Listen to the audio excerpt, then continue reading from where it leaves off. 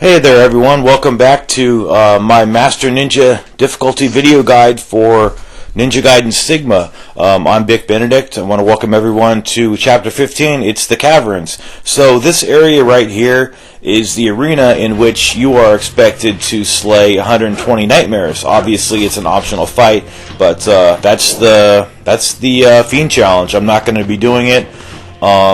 But you do want to do these wall runs as I'm doing them, because you can access all of these treasure chests and get all these items, the Golden Scarabs, the Life of the Gods, and all these items. Just remember, like right here, I'm going to dash jump, press O, and triangle to lift myself up. You have to do that. If there's a lot of confusion from people about not knowing how to do it, I will put annotations in it. But I just wanted to say that I'm not going to be doing the Fiend challenge. It's ridiculous. And the nightmares themselves, they will spawn when you throw the switch in the next area, and it's a joke to try to get up on the platforms and jump when there's a bunch of nightmares casting their fire circles up on the platforms. It's just extremely inconvenient, and you could just jump the way I'm doing it and to get up here. It takes a little practice to get up here, but it's not that difficult. You just have to kind of find where the spots are that will give you like the best like the height. They'll give you a little height advantage on the wall runs. So just rewind my video if you have any problems. So the big irony is that, well, first of all, let me just tell you what you get for beating the 120 nightmares. You get a Spirit of the Devils. So if I did beat it, I would have 5 key slots instead of 4, and that's something I would really want. It would really come in handy on a lot of areas, including the final wave of bosses, because you use Nimpo quite a bit. I gave it my best shot. I got up to about like 10 nightmares I slayed.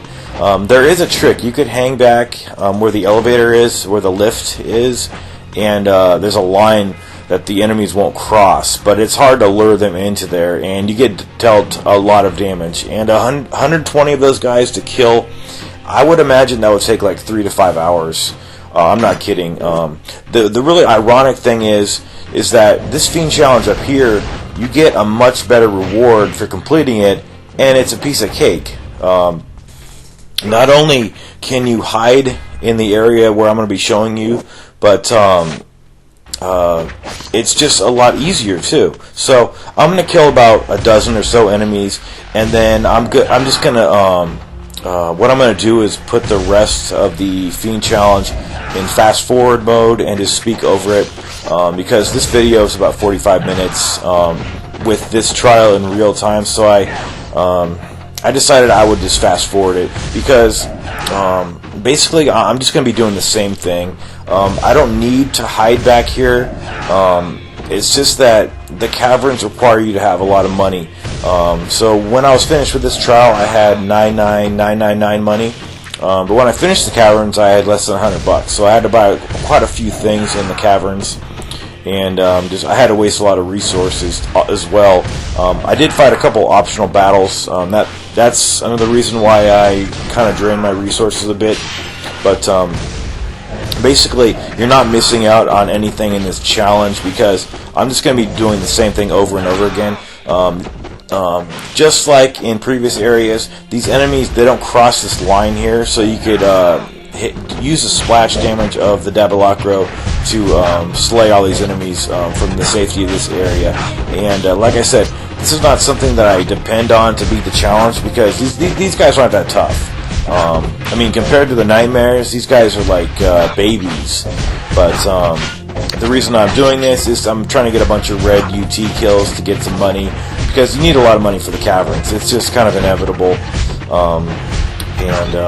So don't feel like you're missing out on a big source of entertainment. It's just regrettable that the reward that you get for this is a Lives of the 1,000 Gods, which in my opinion is much better than a Spirit of the Devils, which you get for beating the 120 nightmares. So it's just like, you know, on the one hand, it would really be nice to have 5 slots for the key meter, you know, but I can't invest that much time in doing it, and I don't even know if I can do it, because those nightmares, they deal so much damage to you, and you know, you can only have so many items on Master Ninja mode, and I'm not using the bonus Ioni items whatsoever until the final waves and the boss battles. For the final bosses, I'm not gonna, you know, I just can't spend that much time. I'm trying to get through this game. I'm having fun playing it, and it would just be too much of a burden to do that trial. I've seen people do it, but they, you know, it's one of those trials where you can't just show the whole thing, because all you're doing is the same thing over and over again, and you know, it takes hours. So, you know, it's just regrettable. I don't know why. It's just a stupid trial. It's just ridiculous. It doesn't, I don't know. It's just horrible. Like, those enemies are way too tough, and you can't fight them one-on-one when their friends are casting flame circles on the ground, and you can't even move. So, it's definitely sadistic, and, you know, I gave it my best shot. I tried. I almost got like 10. But, you know, that alone took me like 20 minutes, so times that, you know. But here's the reward for killing these guys. You know, this is a much better item, so, you know, this is a great item here. They're giving you more health, and there's really nothing better than that on Master Ninja mode, where you get damaged so much. But, anyway, up the staircase, if you really want to get it, is a high potion, but I'm actually just gonna save that for later, because I usually will need that after beating chapter 17. So after that challenge, just head on over here, and we're going to be getting some items, and then we're going to be saving, and then going into the caverns. But you see these statue heads here? These can be broken with the Dabalacro or the Warhammer. You can't destroy them with the Unlabored Flawlessness. It doesn't work. But there's nothing in this middle statue head, but there is a Life of the Gods in this one. So that's kind of a clever way to hide items, I thought. And then I'm going to hit the save point, and then backtrack just to this corner area over here. And I think this guy has a diary. So, excuse me, it's the map. So you notice I equipped the Dragon's Claw and Tiger's Fang. That's because, as you probably guessed it, there's some ghost fish upcoming.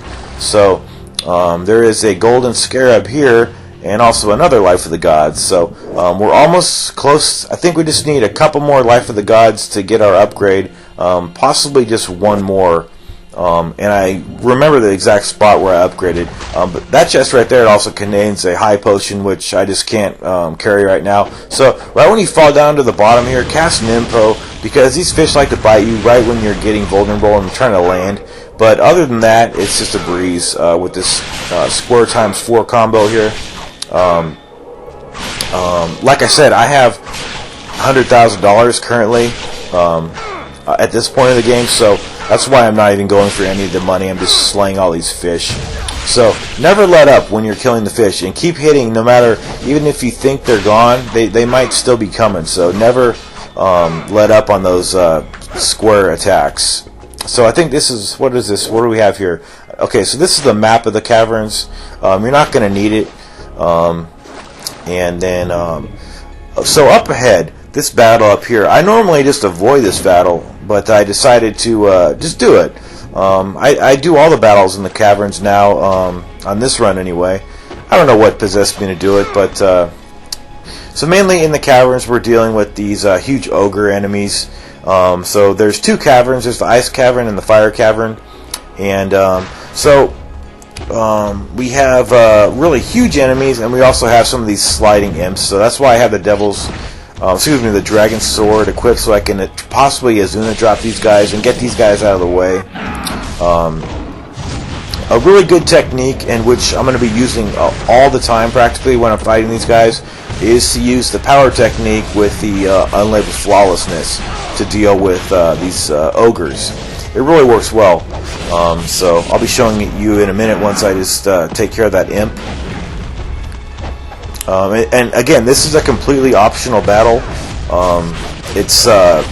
It's not a good fight whatsoever. The camera is bad. It's extremely cramped, and these guys are huge. So you could really roll really well here and dodge these guys' attacks.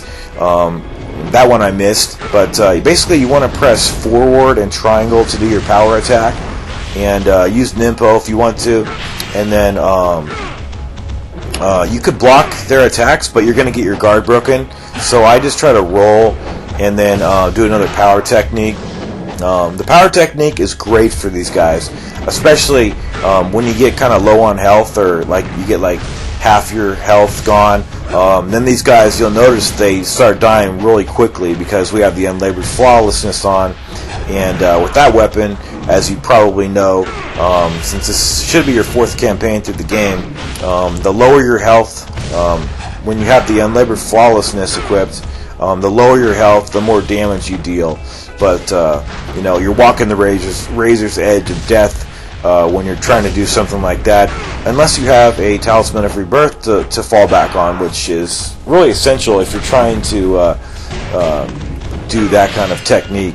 So I'm just dodging, doing power techniques. So that right there I didn't mean to do, but it really reminds me of the Cyclone of Chaos move in God of War, the L1 and square button. I think I did that a couple times in this area, and I completely did not mean to use it. Just as in God of War, I never intended to use that move, hardly ever. It leaves you way too vulnerable, so you don't get a single thing for beating that battle except some money. And I'm going to equip the Dragon Sword, and then this is the Life of the Gods, and it's also going to be the one that allows us to upgrade our health, since that's the 9th one that we need. So there are 9 more Life of the Gods, and we are going to leave no stone unturned to find the rest of the 9. So we got our health upgrade. You also get a health upgrade after you defeat Smaugan. He gives you a Lives of 1,000 Gods. So we're looking at about 2 more health upgrades. So we're going to get that bar stretched even farther over to the right. So see how much money I have? I have $94,000. That's going to quickly drain, but anyway, you want to head on over here and then jump over that little pit, save it, and then fall down. You can't access the door because we don't have the cog. So when you land, I think I have the Armlet of Celerity equipped to expedite some of these charges. But these guys are really cheap. I mean, really fucking cheap. And this is difficult because a lot of the times when you're fighting these guys, you simply can't see where they are because they're off screen. And normally what happens is that they're off screen, and then you notice that you suddenly are getting they're sliding underneath you, and you have no way to break out of the slide. So a really good technique to use on these guys is the Flying Swallow. I don't like to spam moves too much, but if you're having problems with those guys, just use the Flying Swallow over and over again. It's like 2 hits and they're dead, so it really works well. There's some more of these guys here. The nice thing about these cavern areas is that once you clear the enemies, you don't have to kill them again, because we're going to be backtracking. This area requires a lot of backtracking. So you're going to be visiting the Ice Cavern and the Fire Cavern, the areas many times, because we're going to backtrack here and face another foe. But this is actually the first time that I've been killing all the enemies. When we get into the Fire Cavern, there's a lot of ogres hanging around, and I normally don't even kill them. So I got a nice parry right there, or counterattack, however you want to say it. You want to head on over to the right, and then do the Helmet Splitter move, jump and press triangle, and then try to charge if you can. I think I missed this. No, I got it. It was another take where I missed it, and I was bewildered how I had missed it. So these guys are really prevalent on this area. So anyway, yeah. So you see, they slid underneath me. They're really cheap. These guys are not easy. They really aren't, and they really infuriate me. So what else? So over here, we're trying to find the wheel, the cog that we can stick in. Actually, I think it's a Shield of Valor, if I'm not mistaken. It's over here, and it's actually towards the camera. So you do a wall run here, grab this shield here, and then we're gonna actually have to. It's called the Shield of Vigor. We're actually gonna have to make another cogwheel in that room when we get into the magma chamber. So I'll be taking you through how to do every single thing in this stage. There's nothing that I don't do in this stage, so don't worry that I might be missing something. There, I do every single thing in here, plus even do the optional battles. So you're in really good hands. So I'm gonna through the magic of editing, I'm gonna have the Unlabeled Flawlessness equipped right now, and then we're gonna face some new ogres over here. There are 2 ogres, and you really need to kill these guys because you're going to be backtracking over here a couple times. So make sure you grab that item in the globe, and then do your power technique, and then just roll, do your power technique, and then he goes down. Grab this stone tablet, and then jump over here, and then just roll, and then do the power technique. Rolling's really good because I just don't like to get my guard broken, like what happened right there. And then when these guys turn red, when they lose their masks, you obviously can tell they get a lot more aggressive. So when they do turn red, they'll start really doing a lot of combo attacks really quickly. They break your guard every single time, so what you need to do is just constantly dodge. So over here is going to be some smoke jets emitting from these holes, and what you need to do here, a lot of the times when I was doing this previously, I had the damnedest time trying to get off this ledge here. And what you need to do is press R1 to reset the camera, press down, and then X. That's the way to get off. Otherwise, friends will be struggling to get off. So normally, the last time I did this video guide, also I always would ignore this battle, but I would always really get annoyed having to backtrack so much, and these guys would always be in my way. So basically, I'm trying to clear these enemies so they're not in my fucking way when I'm backtracking. So none of these environments are suitable for a fight like this. With these huge monsters, but just clear them, drop an info if you want to, and then you can do power techniques with the Dabalacro too. It's just that I like to use the UF because of the extra damage it gives you. Because a lot of the times I have, for instance, right now I have about a little less than half of my life, so I'm doing a lot of damage to these enemies, just due to the fact that my health is kind of low. So that's why these guys are kind of dropping more easily than they normally do. And then get combo attacks right there. Normally, red UT on the first phase of those guys won't kill them, so that's just evidence of the UF in action. And normally, I never even kill these guys over here either. But you want to do the helmet splitter move on that, press that switch there, and then take care of these guys. It's the same method here. It's just that you're on kind of a timer because these platforms, they will descend back into the lava, which is exactly what happened to me over here. It's just inevitable. Another inevitable thing right there, I had to use my Talisman of Rebirth. But if you get into a situation like I got into, just equip the Dabalacro, and then you could hit these guys with splash damage from afar. And so I killed that guy in maybe 2 shots, and then after killing him, that's it. So every time we cross that magma lake now, we don't have to deal with those guys, and then we don't have to deal with the other guys in that little trench. So I have the UF equipped again. Now I'm going to buy just a few more items, and you notice I got the fragrance of hydrangea, and there are only 5 more Golden Scarabs left, so we have acquired 45 of the 50. What is that? Okay, so now you don't want to do your wall run, and now another optional battle up here, which I never usually do, but I just decided to do it for some reason. I'm not sure why. I guess I just felt like clearing a lot of the enemies in this stage. There's perhaps about 6 or 7 of these foes in here, and again, I didn't mean to do that. So kind of just stay out of the range of the one that you're not hitting. So just focus on one guy, and if he's too close to another one of the ogres, just kind of move away. They do a long range jump like they did right there, and the logic behind that is that they're going to land on wherever you are. So if you just roll away, then you're completely safe. You're not going to get hit.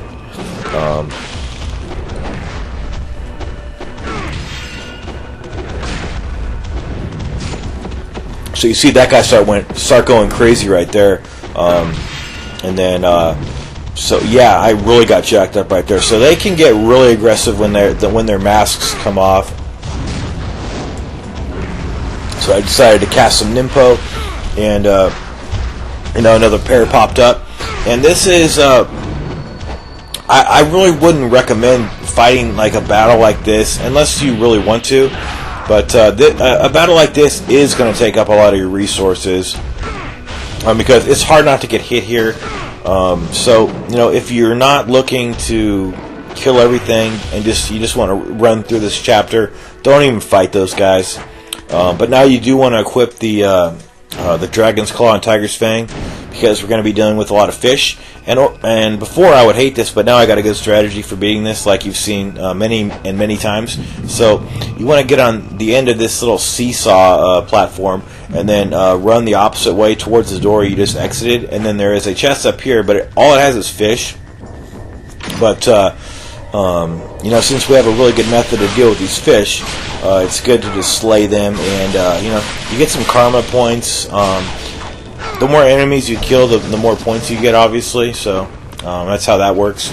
And then you want to keep this item equipped. Jump back on this seesaw, and then go to the other side. Do a wall run up, and then there's going to be a lot of fish over here. And these guys don't repopulate after you slay them. I'm positive that they don't if you're in the same room. I'm not sure if you went into another room and came out. I don't think they would. But never stop hitting that square button, even if you think that they're gone. Like I've been saying, just never stop pressing that button until you're pressing it for 10 seconds in a row and nothing's coming, because then they are gone. But there are little lulls where you think they're gone, but then they start coming again, and that's when you're going to get bitten. So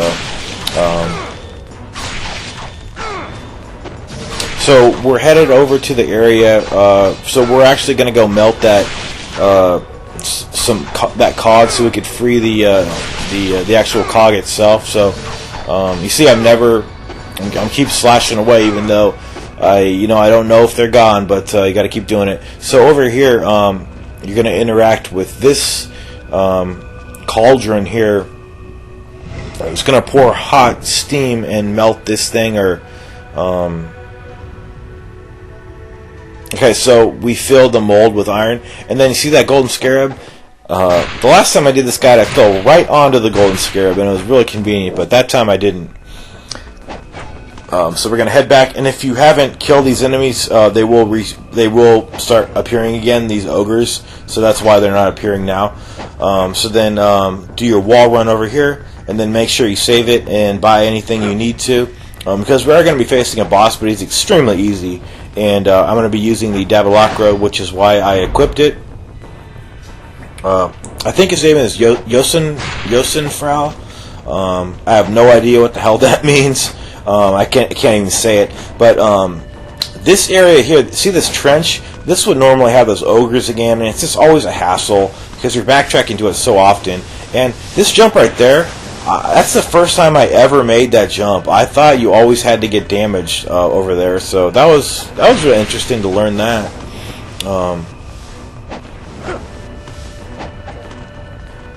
So we're gonna head back into the ice chamber here. ice cavern, and there are no enemies now that we've slain them. So again, that's what I said. Once you kill the enemies, they're all gone, and you don't have to worry about them again, which is really nice. But it does leave you in a little dilemma if you are in need of money, though. That's the only problem. But ensure that you get this. Make sure you get this wheel. If you don't, you have to come all the way back. So pick that cog of Vigor up, save it, get the Golden Scarab, do the helmet splitter, and then we're on the boss. Here he is, and this is like the same conceit as Doku. All we're doing is chaining attacks off of dropped essence. We're taking care of these lackeys, and for some reason I was getting damaged even though I was dropping Nimpo. It's really weird. I guess that's how this dude works. But you see how much damage I'm going to do to this guy? It's just, it's insane. So there are a few mid-level bosses we're going to have to contend with, but they're really easy, and we're going to be doing the same strategy over in the next boss fight. So this guy, he's not hard to just melee, but I just prefer to do this strategy. I've faced him a number of times in the mission challenges. One of the challenges, he had cat fiends as lackeys, and it was very tough. But these guys are a lot less difficult than the cat fiends, obviously.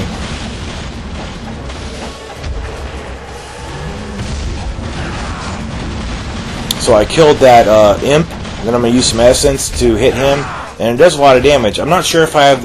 I'm pretty sure I have the Armlet of the Moon equipped, so that's why I'm not damaging him as much as I could be damaging him with the Armlet of the Sun.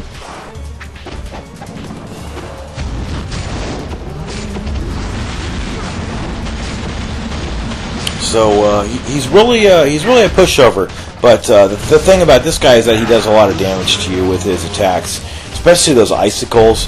Many times in the mission modes, I will die on those. But this right here is the Eye of Ice. We're going to need to use that item to access the final boss of this stage, Smaugan. But we will need the Eye of Fire too. So over here we're finally going to get the final Nimpo. So what you need to do is just drop off this ledge, and then as you're falling, press up on the left analog stick, and then press X to get on up here. And if you have been only applying Jewels of the Demon Seal to the Art of the Inferno, you should have 2 available Jewels of the Demon Seal to upgrade this item up to level 3 right off the bat, which is what I always do. I like the Art of the Inazuma. I'm actually really coming to like the Art of the Inferno too. So just do your wall kicks up here, and then you're going to exit up here, and then we're backtracking, and now we have to use this cog to fight the next boss. The next little boss is it's kind of interesting because it's 3 separate worms, but they all share the same life, so it's only 1 life bar that you have to destroy. So it's kind of odd. There's several challenges where there are 3 worms with 3 life bars, so that's the main reason I'm saying that it's odd.